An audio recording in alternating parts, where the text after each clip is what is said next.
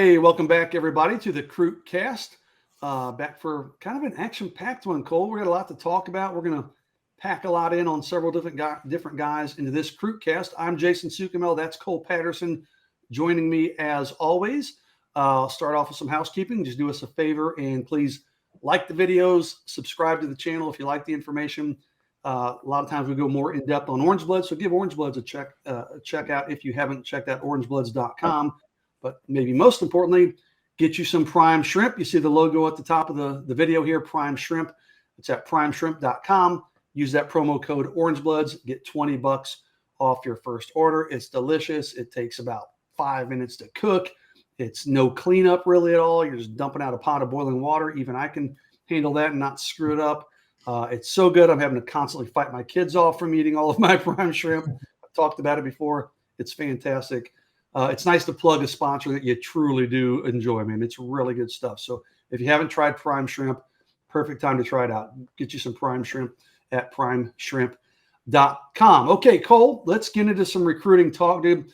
I made a list here of guys I want to talk about, including a couple guys you saw late last week that we'll talk about here at the end. But lots going on last weekend. It was weirdly kind of a quiet time in recruiting. Texas, most of their class is full, so there's not a lot of like new guys coming in to visit. But yeah, last week we had 2 committed players to other schools visiting Texas unofficially.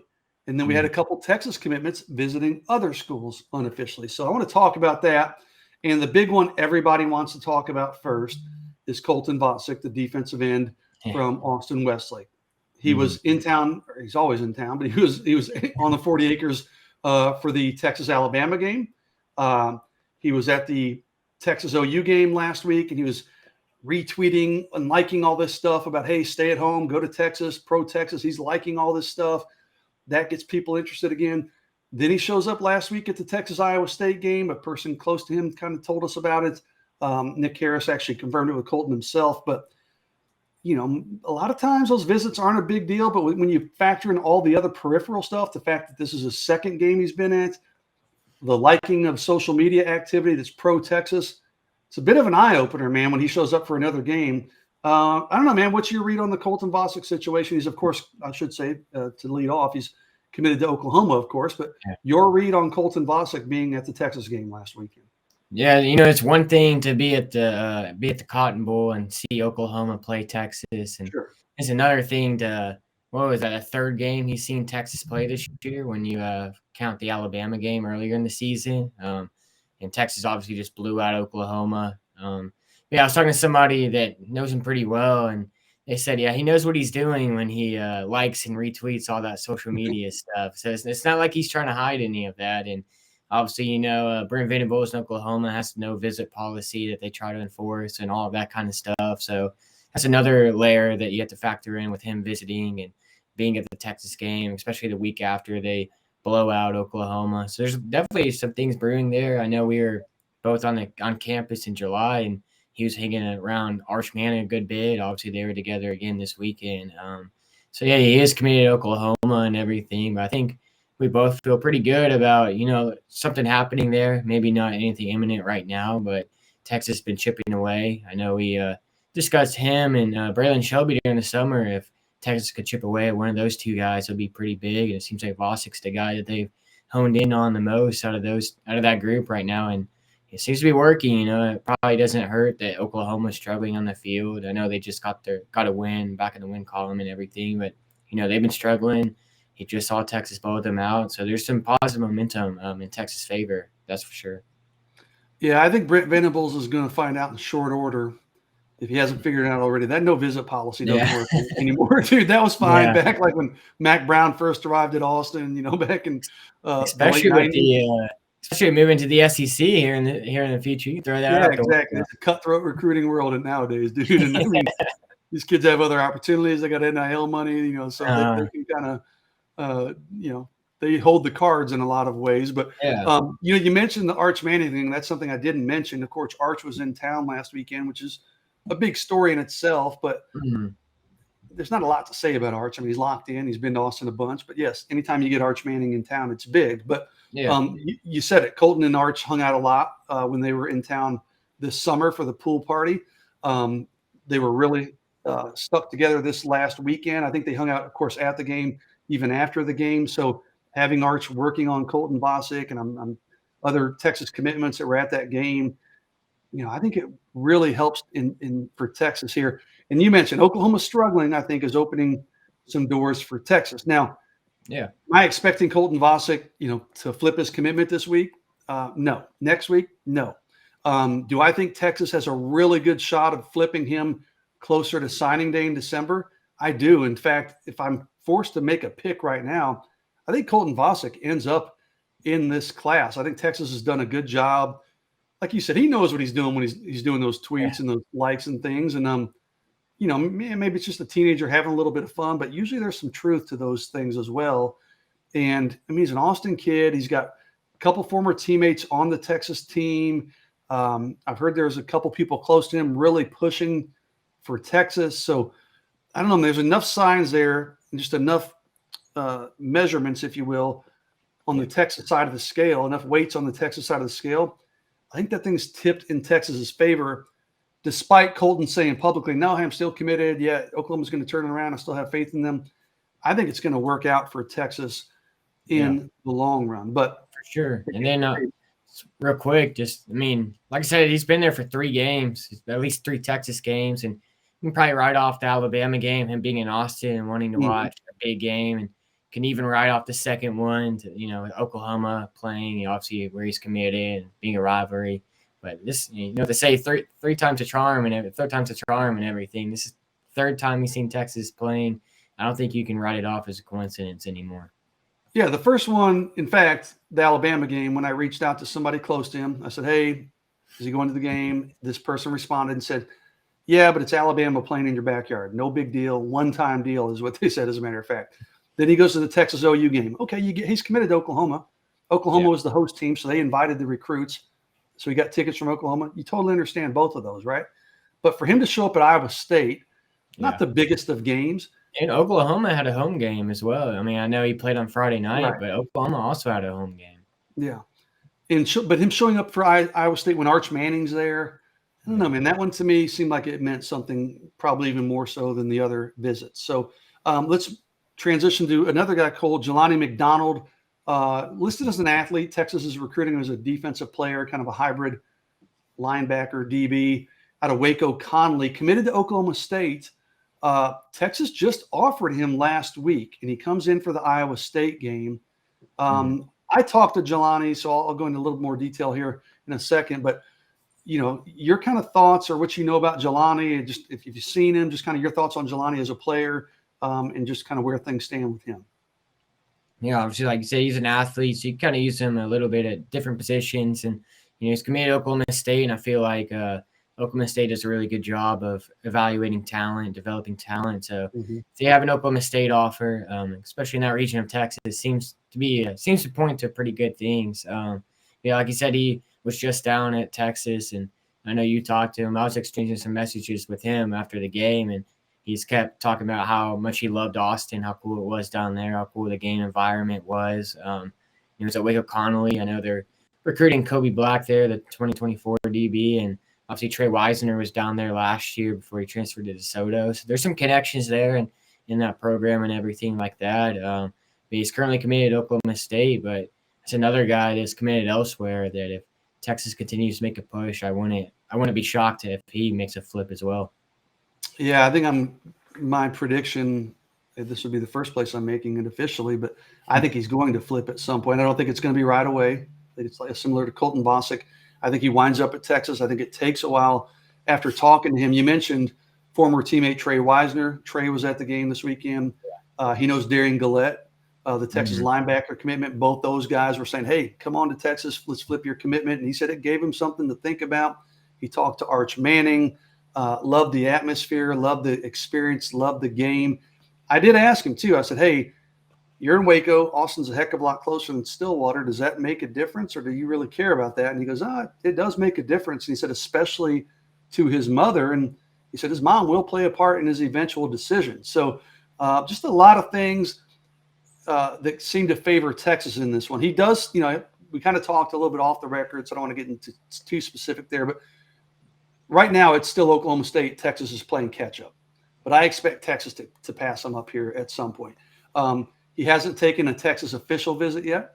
He did tell me, hey man, as soon as they're ready to bring me down for an official visit, I'll be there. So I expect that will happen. You know, probably maybe I'm not sure if it'll be November, maybe December, maybe they wait till the season's over and try to get that last visit right before the early signing period. But he does plan on taking an official visit to Texas. I think once he does that, I think writing will be on the wall. What's that? Sorry, I said the writing will be on the wall. There you go. That's the expression I was looking for. Yes, I think the writing will be on the wall. I think Texas will surge ahead of Oklahoma State, and I think Texas will end up winning there. So, like he said, interesting kind of a hybrid linebacker, can play in the secondary, plays on offense in high school, plays some quarterback, does a little bit of really good basketball player. I mean, this guy's a true athlete. You bring him in and you kind of figure out a spot for him. But Texas, he's been talking to Jeff Choate, so that tells me, okay, they like him as kind of that linebacker spot. And Jelani did tell me that. And I said, is there a role that they're kind of comparing you to on the team right now? And he goes, no, not really. We haven't got that specific. But he goes, it'd be a hybrid linebacker / DB role. You mentioned Oklahoma State, man. They do a really good job in their evaluations really across the board. But, sure. I mean, they obviously at quarterback, defensive line, they seem to do a good job at. But they do a good job kind of at that linebacker position too. Mm-hmm. So, you know, if they like Jelani Mcdonald, that tells me something. And another thing, he said when he came in this time, he talked to Gary Patterson. So this one to me, and I don't know this because he is talking to Jeff Choate, but it feels like this may be one where Gary Patterson has his fingerprints on it and says, hey, dude, this is the kind of guy I took back at TCU. Yeah. Great athlete, can do a bunch of different things. And you just make him into a badass once he gets on campus. Sure. So big visit there by Jelani Mcdonald. Now, Cole, let's transition. We got two prospects, two Texas commitments who visited other games. And we'll start with running back C.J. Baxter out of Orlando Edgewater. He winds up going to the Florida State Clemson game. He's already been in a Florida game this year. He's been in a Texas game. But, you know, I checked with a source close to Baxter on Monday morning, and this person was like, hey, Texas has nothing to be worried about. And I do tend to, you know, this person's been spot on, and I'm going to take him at his word. But, you know, if you're a Texas fan or certainly a Texas coach, you'd still much rather have your recruits not visiting other campuses. Yeah.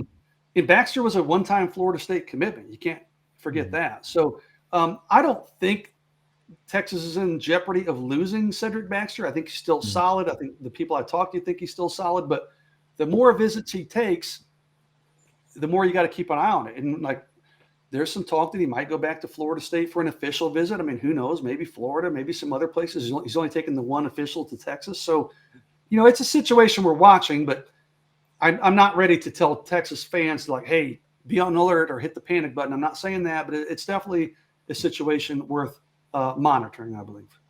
Yeah, for sure. And I also checked in with somebody that knows Cedric pretty well. You know, obviously he was at Texas not too long ago, a couple weeks ago for the game. So he's been on campus pretty recently, which is a good sign. But yeah, who I talked to also said pretty similar things. And Texas, you know, he's locked in with Texas. He's really happy with his commitment. He really likes Rashard choice and how Sarkisian, you know, in that offense can utilize his talents. But like you said, you know, you never, you know, you don't really like or want your commits on other campuses, enjoying other games. I believe he was at the Florida-Utah game. Is that right? You know, earlier this season, if I'm not mistaken. I think that's the game it was. I know it was a Florida game, of course. I can't remember. Yeah. I think it was the Utah game. I don't remember for sure, though. So he's been on a couple of different campuses in the state. You know, obviously it's a good sign he's not, you know, going I guess, out of state and seeing other schools and kind of going across the country. He's just kind of staying in the state, but still, like you said, you know, obviously that Florida game was a really big environment. Florida State, they lost, but that was also another good environment. Like I said, he was already committed there at one point in time. There's obviously some interest there, but so right now I think Texas pretty good spot to just keep that commitment in their class. But like I said, we'll keep tabs on it. We'll see what other visits he wants to take. But yeah, I think Texas is pretty in a good spot to keep him in this class. Yeah, I tend to agree. He's got a really good relationship with the Texas staff, including Rashard Choice, of course. Obviously, he loves what he sees at the running back room. So I'd be mildly surprised if he left. And he made such a kind of an emotional commitment when he announced it. It was a friend of his that passed away. He kind of did it to honor him. So there's a lot of things that would be tough for him to decommit. But listen, man, it's recruiting. Crazy things can happen. Yeah. But I think he'll wind up sticking with Texas. Similar story. Andre Kojo, the offensive lineman out of Arlington Timberview, winds up going to the TCU game last week. Another big game, TCU Oklahoma State. You know, these Texas fans are. It's funny, they kind of hit panic mode when Texas recruits go to other games. But when Jelani Mcdonald and Colton Vasek, it's lost in the shuffle. Yeah, everything's great, man. So here's my thing with Andre and Cedric and all those dudes. When you recruit good players, other coaches aren't going away. I mean, they're still going to continue to recruit them. So, you know, that's kind of the price you pay for recruiting players that other people want.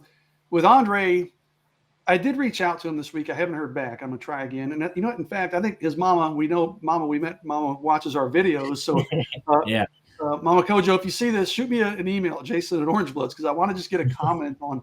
I just want to say to Andre, I was like, hey, I think I know the answer, but does Texas have anything to be worried about? You know, if not, I'd love to put it out there just to calm Texas fans down. But I haven't heard back from Andre yet, so I'm hoping to get something on him for the War Room. But you know, TCU was a big player for Andre before he committed. I think they probably finished second. Andre's never said that to me, but if I was guessing, I think I'd put them finishing second behind Texas. But he loves Texas, dude. His mom loves Texas. They got such high things to say every time we talk about Texas. Andre comes down for a lot of these recruiting events. I mean, TCU is right there in his backyard, but you know, it's not like Austin's that far, right? And you know, I tell the story. I was talking to someone the other day, and I was like, we were talking about staying home or going away, and like, what's too far, what's too close. And I was like, you know what? I grew up in a town in Bay City, Texas, south of Houston. And I said, I was about 2.5 hours away from Austin. I went to University of Texas. So probably about the same as what we're talking about with Andre. And I said, yeah, it was perfect, dude, because I was close enough where if I wanted to go home on a weekend, have a home cooked meal, or just see my parents, or take 2 baskets of laundry, my mom would help do my laundry, whatever it was. Yeah. Go see my high school friends. I could do it easily. But I was also far enough away where I felt like I had some independence. So, you know, this is Andre's decision, obviously, but, you know, he's in a pretty good spot. And I know people are like, oh, his mom loves TCU. I was like, man, his mom loves Texas too. So I don't think that's really an issue. I don't think Texas has anything to be worried about there. I haven't talked to Andre directly, so, you know, I'll try to get a better read on that. But based on my conversations with Andre, just seeing him at recruiting events, you know, meeting his mom, I just don't think Texas has any real thing to be worried about there. But again, I want to talk to Andre before I have a clear read on it. But anyways, Cole, I'm kind of blabbering here. Your thoughts on Andre showing up at that TCU Oklahoma State game, which ended up being a fantastic game.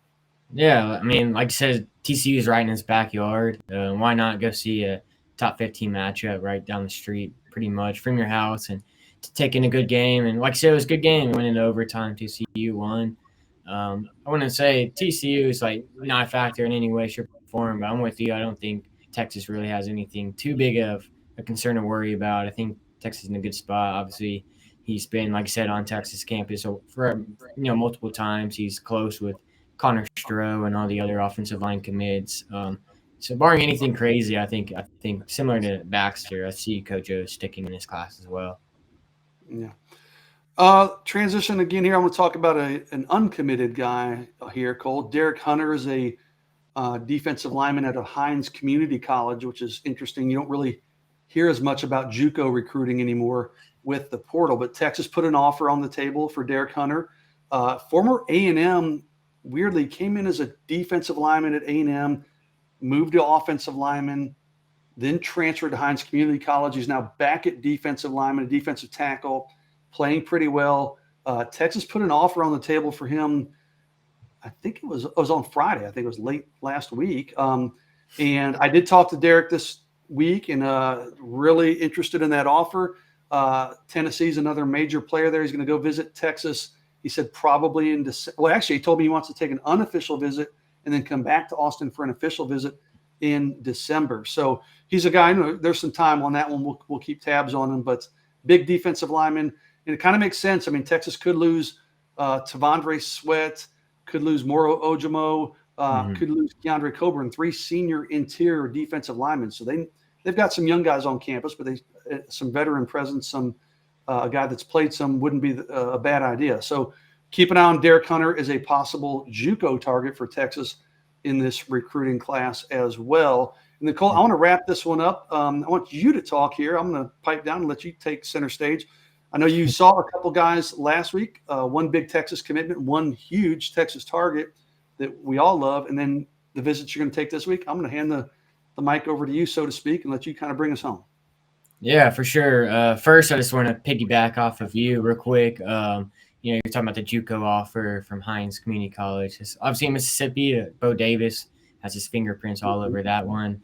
They also just offered a 2024 defensive lineman from Mississippi.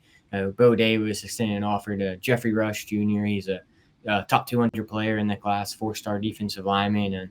And talking to him, we'll have a story on Orange Bloods, obviously. And, he's really fond of Texas. He lives in the heart of SEC country, but he told me he knows about, Ricky Williams and all the legends that come out of Texas. And told me he wants to come out for a game as soon as he gets an invitation for a game visit. He wants to try to make a trip out here. So we'll see what happens there. But it's obvious Texas has his attention pretty early, and Bo Davis has a lot of ties in that region. So, something to watch there. But yeah, last week I got to see Ryan Niblett on Thursday night. I didn't realize he punted the ball, so that was interesting. He's a punter. He plays all over the field at Eisenhower in Houston area. Was able to catch up with him after the game. They lost to Spring Westfield, but he was still in good spirits. He told me that he thinks the team's pretty close, at least turning the corner. They have some tough losses, but he thinks his leadership and what he's kind of helped the younger guys do will pay off down the road. But yeah, he was thinking about going to the Texas game on Saturday, but ultimately decided he just wanted to work on his game, which I thought was interesting. He said he's always wanting to work on his craft and all of that. He's a well-rounded kid with a good head on his shoulders. As far as recruiting goes, he said he doesn't really talk to anybody else. Houston comes by the school, and they were at the game on Thursday. But for the most part, it's all Texas. Him and Coach Marion are pretty locked in together. He said him and Arch always text each other before and after games, just kind of hyping each other up. So he seems pretty excited. He wants to play alongside Xavier Worthy and kind of in that offense. He thinks his speed will be a big contribution to Texas, kind of add another element to what's already becoming a really good offense. And, we have a story on Orange Bloods on him right now. You can go check that out. And Friday night, I went up to Copper's Cove and checked out Michael Uni. I know Ketch is really high on both of those guys. I believe Ketch has Niblett top 10 in the state, and then he has Uni pretty high up there as well for 2024. He's a 4-star offensive tackle with offers from all over. He played pretty well. He's a big dude, massive guy that immediately stands out. He told me after the game that Texas A&M, and Michigan State are probably the 3. He doesn't have an official list of favorites, but those are kind of the 3 right now that he's at least talking to the most since that communication window opened in September. He really likes Sarkisian and Kyle Flood. He's trying to get up to – not even trying. I think he's planning to be up at Texas for the TCU game. He told me that he's probably going to go up there with his head coach. So he'll be back on the Texas campus. He was there for the Alabama game. He had really strong things to say. But another good kid that could go really wherever he wants. But it sounds like Texas really made a big impression on him, at least early. He's aware of the quarterbacks that Texas is bringing in and kind of keeping a close eye on that. But, yeah, Sarkisian is the guy that he told me that's talking to him almost every day, sending him messages and making him a priority. So something to watch there. We'll also have some coverage and some stories on him in the coming days. I wonder how many text messages and DMs Sark sends a day, because he is more active than just about any head coach I can think of, man. I know it's not like 20-minute conversations. Obviously, you can't have those with young kids sometimes, but seriously, like everybody's like, oh yeah, I get messages from Sark. I'm like, damn, that guy, he must just have a list of 150 kids. Like, I don't know, send each one of them a message each day or something. I don't know, man. Maybe he does it while kids like it. So he must be doing something right. Yeah, exactly. Maybe he just has one message he sends to every. I don't know how he does it, man. He's super involved and good for Sark. That's part of what makes him a good recruiter. But all right, hey, on that note, we will wrap it up. So. This has been the Crewcast. Of course, I'm Jason Sukamel. That's Cole Patterson. Cole will be on the road this weekend. I'm actually looking forward to taking vacation starting the end of this weekend. So I'll be gone next week. I'll have to hold down the fort. Yeah, I was going to think maybe we can get like Nick Harris to sit in with you on a crew cast, or maybe I'll do it from the beach with a cocktail in my hand. Who knows? We'll see. That'd be interesting. Yeah, let's see. We got Wi-Fi, international Wi-Fi on the beach. Who knows? Yeah. Yeah, do us a video. Everybody like the channel. Subscribe to the channel. Excuse me. Like the video. Subscribe to the channel. And Prime Shrimp, one of our key sponsors here at Orange Bloods and certainly on the Crewcast. So primeshrimp.com. Get you some of that delicious shrimp. Promo code Orange Bloods will save you $20 off. So use that promo code. Get you some prime shrimp. So appreciate everybody watching. Appreciate everybody giving us some of your time as always. Appreciate Cole Skaggs, our producer behind the scenes. And Cole, appreciate your time. We will talk to everybody soon. Everybody take care.